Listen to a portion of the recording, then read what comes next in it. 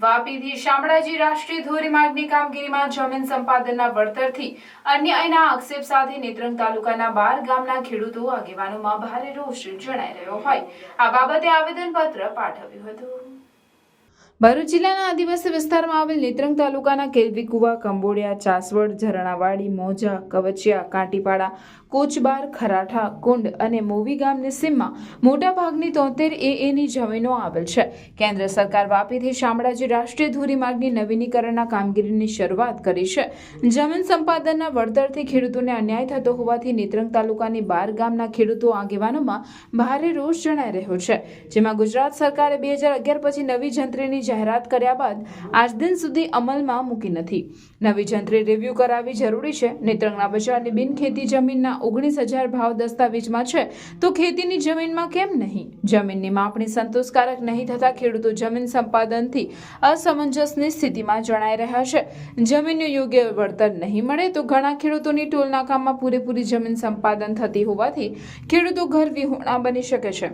રાષ્ટ્રીય ધોરીમાર્ગના જવાબદાર એજન્સીના અધિકારીઓ અને સરકારી ઓફિસમાં જે ગરીબ લાચાર ખેડૂતો સાથે જે દુર્વ્યવહાર કરે જેવા ગંભીર આક્ષેપ સાથે નેત્રંગ તાલુકાના ચાસવડ ગામના મુકેશભાઈ પટેલની આગેવાનીમાં નેત્રંગ તાલુકાના 12 ગામના ખેડૂતો આગેવાનો પ્રધાનમંત્રી નરેન્દ્રભાઈ મોદીને સંબોધી મામલતદારને આવેદનપત્ર આપી વિરોધ નોંધાવ્યો હતો। ખેડૂતો આગેવાનોને માંગ નહીં સ્વીકારાય તો ઉગ્ર આંદોલનની ચીમકી ઉચ્ચારતા તેના ઘેરા પ્રત્યાઘાતો પડ્યા હતા। પાણીની પાઇપલાઇન જે અહીંથી બિતાડાથી નીકળી કરજણની એમાં પણ નેત્રંગ એને સેલ મારીને પાણી અહીંયા નેત્રંગ કાઢી નાખ્યું ને ત્યાર પછી જમીનોનું વળતર બી હજુ આપ્યું નથી। આગળ કવચિયાની બાજુ સિંચાઈમાં બધી જમીન જતી રહી ભંગુરિયા ડેમમાં ને તે પ્રોજેક્ટ માટે કંઈમાં કેનલ કે કંઈ ઉપયોગ નથી થયો ને તે બધી સિંચાઈમાં જમીન જતી રહી। એવી રીતે વર્ષો આવી રીતે કાયમ જ આ એરિયામાં અન્યાય થયેલો છે કે કોઈ કેજીપી કે દુરસ્તી થઈ નથી ને કોઈ બી અધિકારી વ્યવસ્થિત જવાબ આપતા નથી। એટલે અમારે લેખિતમાં જવાબ જોઈએ। કાં પછી એવું કરો કે સરકાર અમારી હાથે જંત્રી નહીં વધારવું હોય તો હાઈવેના જે ટોલ નાકાને જે બને એમાં છે તે આ સોલર સિસ્ટમ જેવું અમારે 25 કે 30 વર્ષનો કોન્ટ્રાક્ટ કરીને અમને બધા ખેડૂતોને ભાગીદારી આપે। તમારે એકવાર આ NHI આવી જશે પછી તમારે મિડલમાંથી 70 મીટર જગ્યા છોડવી પડે। તમારે હોટલોને આને તેને આને થાય તો ફટાફટ થઈ જશે। તમારે પાનિયા છૂટા પડવાના હોય તો ફટાફટ થઈ જશે। પણ જે દાડે ખેડૂત કંઈ અહીંયા કરવા માટે આવે ને તો તે થતું નથી બિલકુલ ને ત્યારે ખેડૂતને એક છાપરી બાંધીને જ રહેવું પડશે। ખેડૂતને ઘણા ઘર વિહોણા થવાના છે આમાં। ખેડૂતને જે સર્વે નંબર જાય છે, જે બ્લોક નંબર જાય છે, તેની હકીકત એક પ્રમાણપત્ર આપવું જોઈએ કે ભાઈ તારા રૂરલ સેન્ટરથી આટલા ફૂટ જમીન તારી દબાણમાં જાય છે કે સરકારમાં જાય છે, જમણી બાજુ જાય છે કે ડાબી બાજુ જાય છે। અત્યાર દિન સુધી ખેડૂતને આનો કોઈ હિસાબ નથી કે એમનો કોઈ માપદંડ નથી। જે લોકો હિન્દી ભાષી આવે છે, ટ્રાઇબલની અંદર જે લોકોને ગુજરાતી બોલતા નથી આવડતું એ લોકો હિન્દી ભાષામાં વાત કરે છે। તમારે આટલી બધી પબ્લિક છે, અત્યારે સર્વે ચાલુ છે, બરાબર, બિહારી છે, તમે પૂછો તમને કોઈ પણ જાતનો લોકો જવાબ નહીં આપે। જે તે ખેડૂતને જે તે માલિકને વ્યવસ્થિત જવાબ મળે અને ઓફિસલી જવાબ મળે અને નકલ સાથે મળે એવી અમારી બીજી માંગ છે। વળતર ધારાધોરણની પણ 1956 એક્ટ મુજબ જે નવસારી જિલ્લો અને સુરત જિલ્લામાં જે ખેડૂતોને વળતર ચૂકવવામાં આવ્યું આ પણ મોંઘી મૂલી જમીન છે। એને જ્યારે હાઈવે બની જશે તો અત્યારે ખેડૂતોને 19 રૂપિયા જેવો 8 ગામનો ભાવ ચાલે છે ને ઘણા ગામોની જંત્રી ઓછી છે।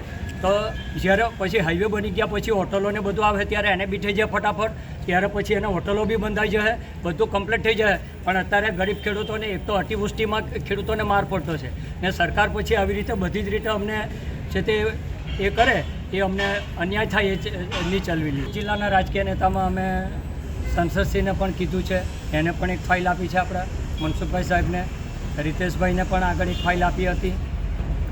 બીજા બધા જે નાના મોટા ઘણા મારુતિસિંહને પણ મૌખિક રજૂઆત કરી હતી। એવી રીતે ઘણા નેતાઓને અમે મૌખિક રજૂઆત કરી પણ આજ દિન સુધીમાં અમારા ખેડૂતોનો કોઈ નિકાલ આવ્યો નથી। સરકારશ્રીને ગાંધી ચિંધ્યા માર્ગે અમે અમારો વિરોધ નોંધાવતા રહેશું। અમારે પ્રોજેક્ટની આજ સુધી તો અમે એમ કહેતા હતા કે ભાઈ પ્રોજેક્ટ થાય તો અમારે કંઈ વાંધો નથી, પણ હાઈવે ઓથોરિટીવાળા પણ એવો જવાબ આપે ભટ્ટી સાહેબને બધા જીતેન્દ્રભાઈને કે ભાઈ આ તો આ એજન્સીનું છે, આ તો આ એજન્સીનું, બધા પરપ્રાંતિ આવે, બધા બિહારી યુપી એવા કોઈ ખેડૂતોને અહીંયા એની ભાષા આવડતી નથી, ભાષામાં અસમંજસ થતો હોય ને તેના માટે ઝઘડા બી બહુ થાય।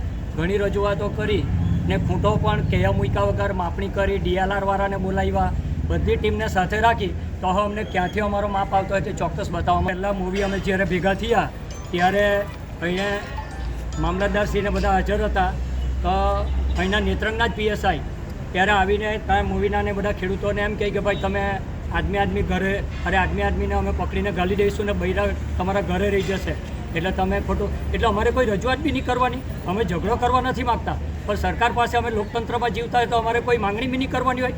હવે ગરીબ ખેડૂતોની પહેલાંથી જમીન જે સંપાદનમાં ગયેલી છે તેના તો વળતર ચૂકવવા માગતી જ નથી.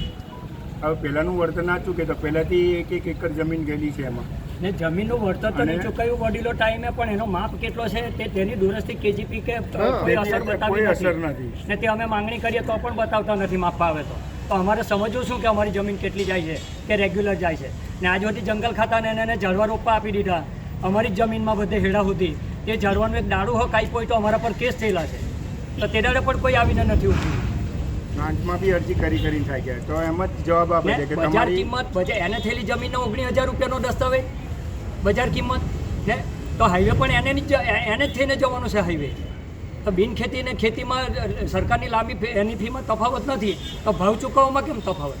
એટલે સરકારશ્રીને અમે એક વિનંતી કરીએ કે જંત્રી જે દાડે તમે ટીવી પર ને એની પર જાહેર કરી ત્યાર પછી બિલ્ડરોને લીધે 1 મહિનો તમે લંબાવ્યું, પણ ત્યાર પછી આ 14-15 મહિના આશરે થઈ ગયા પણ હજુ સુધી જંત્રી વધારી નથી.